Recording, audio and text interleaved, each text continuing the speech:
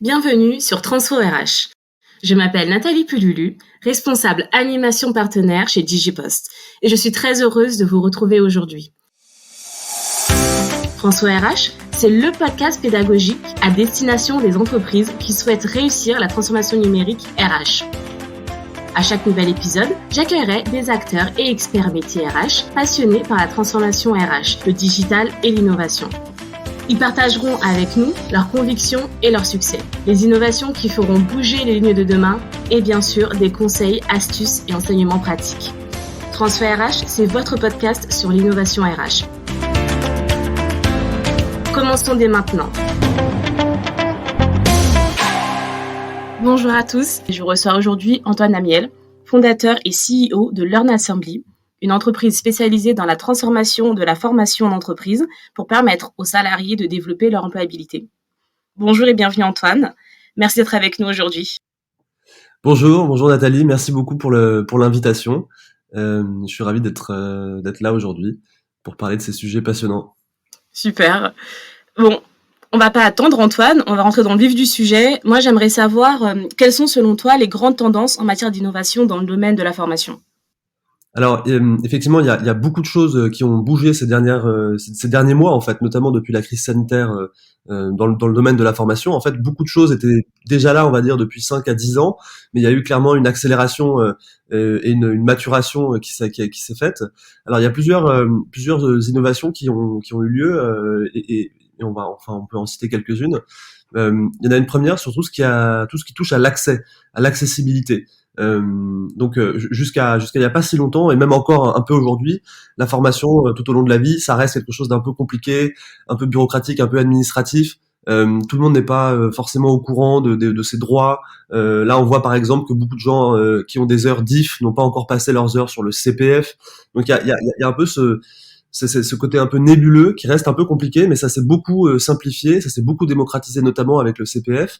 Et puis comme on parle beaucoup dans les médias de l'importance de se former, de l'évolution des métiers, le message commence à passer, on va dire, le message de prévention presque. Et du coup, de plus en plus de gens sont au courant de leurs droits, de leurs possibilités. Donc ça, c'est intéressant, parce que je pense que c'est assez nouveau. Et puis après, la grosse innovation, ça va être dans tout ce qui est accès à des contenus. Aujourd'hui, on est à une époque où il y a une production de contenu qui est énorme. Il n'y a jamais eu autant de vidéos pédagogiques, de MOOC, de chaînes YouTube, de start-up dans la formation. Et donc, il y a tellement de choses d'ailleurs que arriver à faire son marché et trouver les bons partenaires, ça devient une compétence à part entière. Parce qu'il y a énormément de solutions gratuites ou payantes. Donc il y a une vraie démocratisation et ça c'est hyper intéressant de le mentionner parce que finalement ça redonne aussi du pouvoir et plein de possibilités aux individus qui veulent se former. Donc voilà, il y a ces tendances-là. Après, ce qu'on voit aussi, c'est des innovations dans les formats et dans les manières d'apprendre.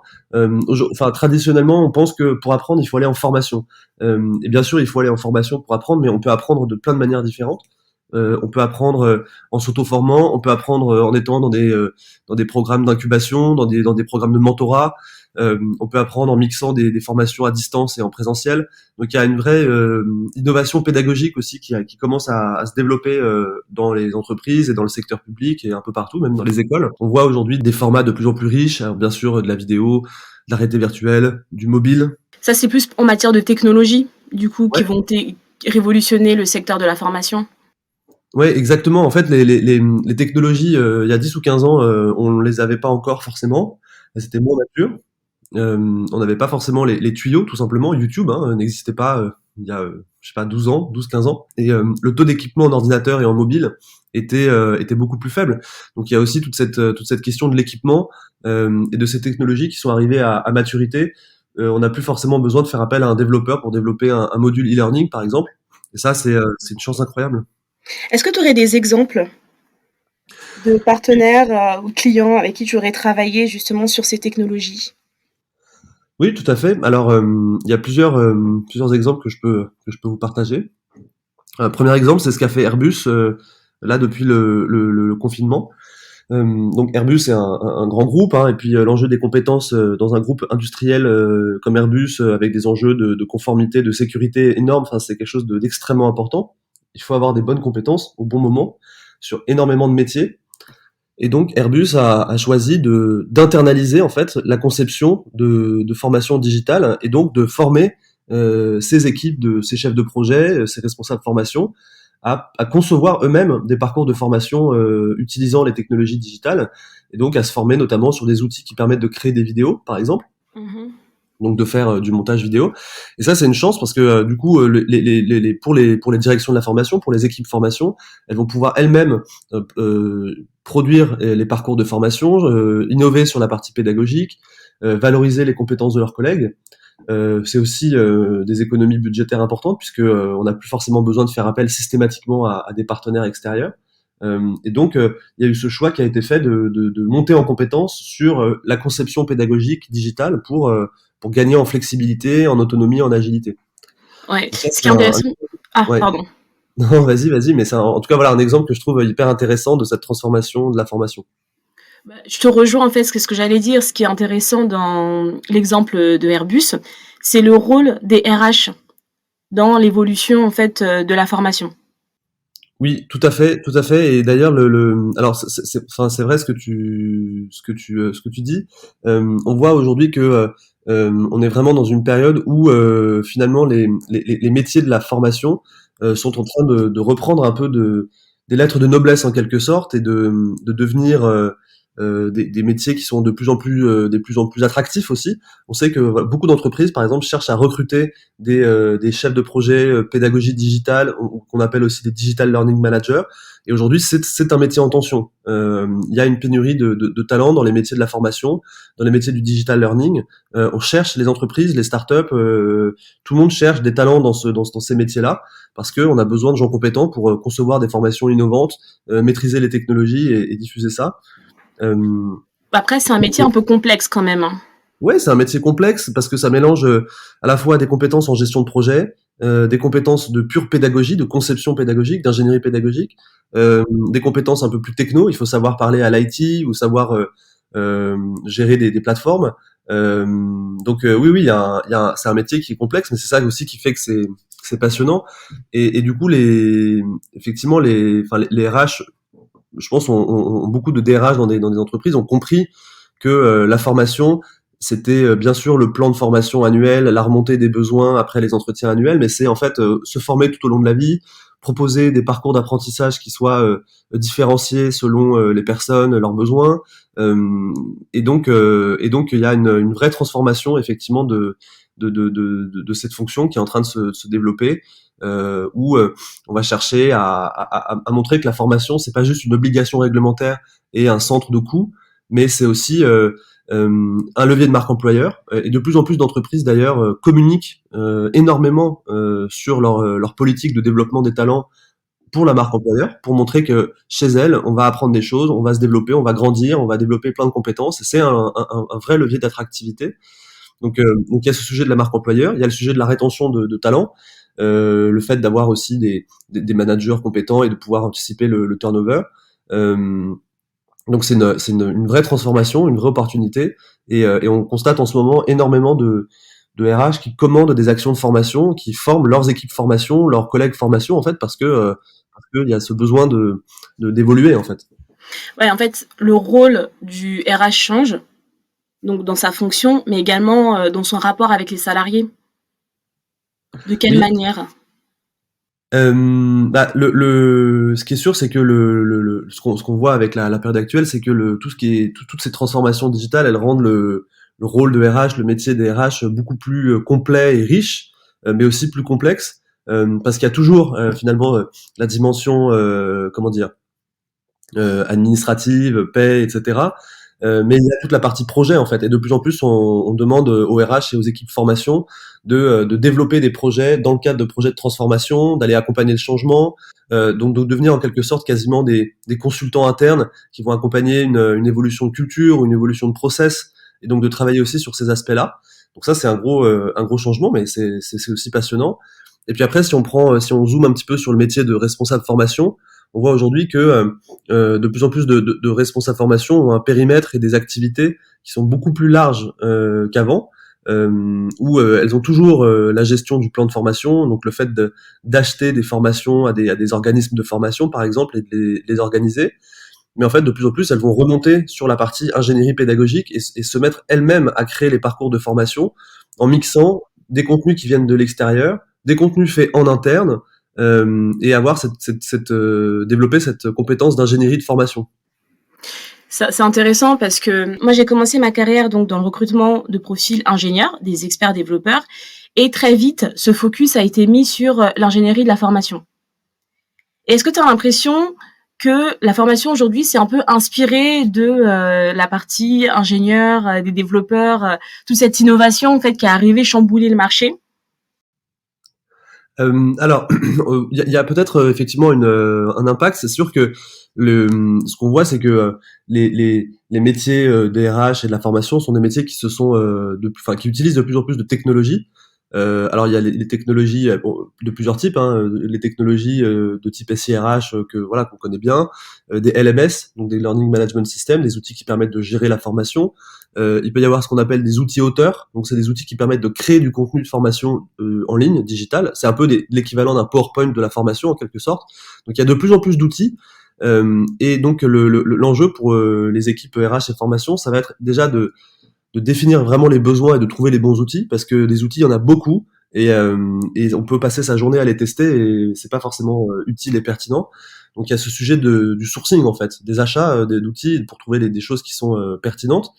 Ensuite, il y a un sujet d'accompagnement, parce qu'en fait, une fois qu'on a acheté des outils, les plateformes, elles vont pas se remplir toutes seules, les contenus, ils vont pas se créer tout seuls, et donc il y a un vrai sujet d'accompagnement soit des ingénieurs pédagogiques, soit pourquoi pas d'individus, d'experts, et on voit de plus en plus d'entreprises qui confient à des experts ou à des techniciens ou à des gens qui ont des compétences le fait de créer elles-mêmes directement du contenu en étant bien sûr accompagnées et encadrées, mais de s'appuyer sur les compétences des salariés pour contribuer à la formation.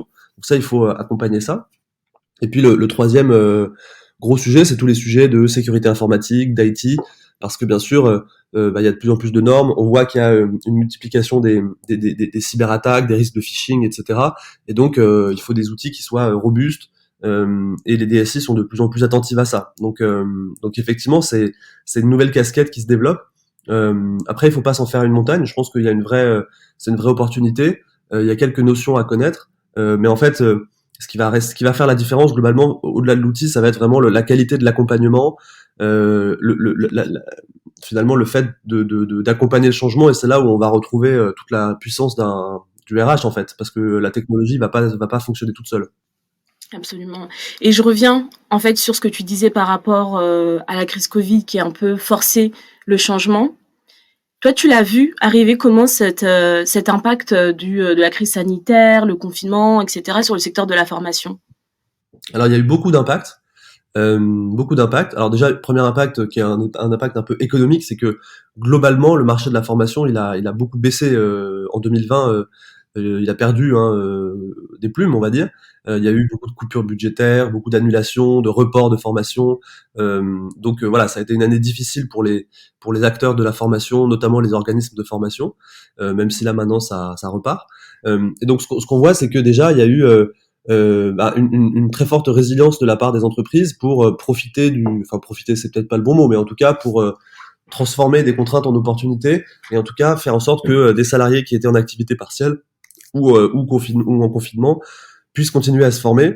Et donc évidemment le digital s'est beaucoup développé pendant le confinement, avec parfois des belles réussites et puis parfois aussi des limites, hein. Dans les réussites, on peut dire que déjà beaucoup de gens ne pensaient pas que ce serait possible de se former à distance de manière qualitative, et ça a été le cas. Enfin, il y a eu des belles réussites, et les gens ont pu trouver des plateformes avec des contenus de bonne qualité. Après, le problème qu'il y a pu y avoir parfois, c'est qu'on a très souvent transposé des formations en présentiel en ligne, en classe virtuelle, en webinar, sans les réadapter, sans refaire d'ingénierie pédagogique. Et du coup, on s'est retrouvé avec des classes virtuelles de 8 heures où on écoutait un formateur sans interactivité. Et là, on a vu notamment plutôt pour les étudiants ce que ça donnait, et ça a pas donné des résultats extraordinaires. Donc il y a eu à la fois une accélération, ça a cassé certaines croyances, mais dans d'autres cas, ça a pas forcément rassuré tout le monde. Donc ça, c'est un premier point. Le deuxième, c'est que je pense que la période qu'on a traversée a développé les besoins de formation et les envies de formation. Il y a eu beaucoup de prise de conscience, beaucoup de changements. Si on prend ne serait-ce que les personnes qui qui ont déménagé pendant le confinement, qui se sont interrogés sur des reconversions, sur des évolutions de leur métier. Donc il y a eu un effet sociétal du confinement et de la crise sanitaire plus global enfin voilà, plus global. Et ça a déclenché des appétences pour des reconversions, des nouvelles formations.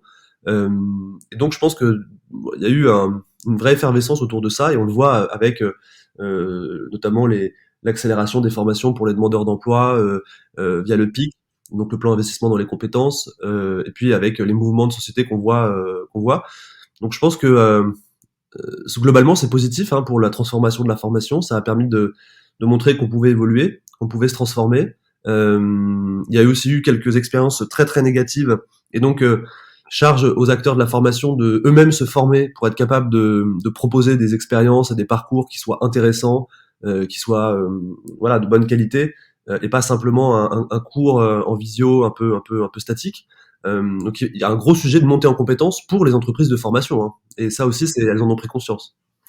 Bah, moi, j'aimerais bien souligner le fait que le Covid et le confinement a renforcé cette prise de conscience des envies de reconversion professionnelle des salariés. Parce que même avant la crise, 75% des Français avaient déjà indiqué qu'ils souhaitaient changer de travail et se reconvertir. Et 66% d'entre eux souhaitaient le faire pour diminuer le stress au quotidien. Selon toi, quels sont les profils qui veulent se reconvertir ? Alors, c'est une question extrêmement intéressante parce qu'on présente souvent les reconversions comme une évidence. Et en fait, il y a des populations très différentes, avec des besoins différents. Et c'est un énorme enjeu pour les RH d'ailleurs d'accompagner ces transformations. Il y a une première population qui est plutôt une population favorisée, qui va être des gens qui ont entre, je sais pas, 25, 27 et 35 ans, qui sont en fin de première partie de carrière, on va dire, bien diplômés, qui sont à l'aise avec les outils numériques, et qui ont une quête de sens en fait, qui sont pas épanouis dans leur travail et qui vont chercher à se reformer pour évoluer, changer de métier, etc. Mais ça s'intègre souvent dans un projet de vie plus global. Et puis c'est des gens qui sont à l'aise avec les outils, savent rechercher des informations, des formations, et donc sont plutôt à l'aise dans ce monde changeant et instable où il faut se reformer en permanence. Il y a un deuxième type de profil qui à mon avis qui subit plutôt. Moi c'est ceux que j'appelle les cols gris.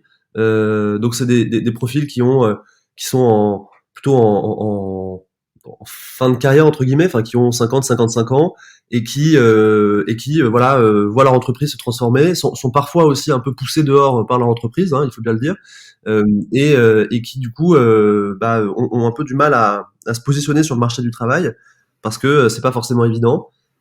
Et par ailleurs, la France c'est compliqué, hein. Et la France est d'ailleurs un des pays où le taux de retour à l'emploi des personnes seniors est un des plus faibles d'Europe. C'est-à-dire que en gros, quand vous avez 58 ans en France et que vous vous retrouvez au chômage, le temps que vous allez passer à retrouver un emploi, il est 2 fois plus élevé qu'au Royaume-Uni ou que dans d'autres pays.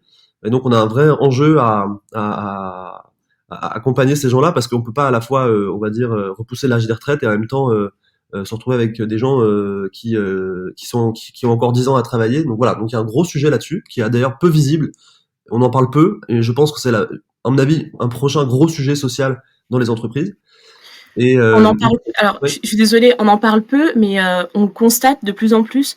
Moi, lorsque je regarde autour de moi en entreprise, parce que maintenant il y a le retour au bureau progressif, j'ai remarqué qu'en effet il y a peu de personnes seniors que je vois. En fait, physiquement, hein, j'ai l'impression que la moyenne d'âge en général tourne autour de 30, 40 ans en fonction des structures, et je vois peu de personnes seniors dans les couloirs.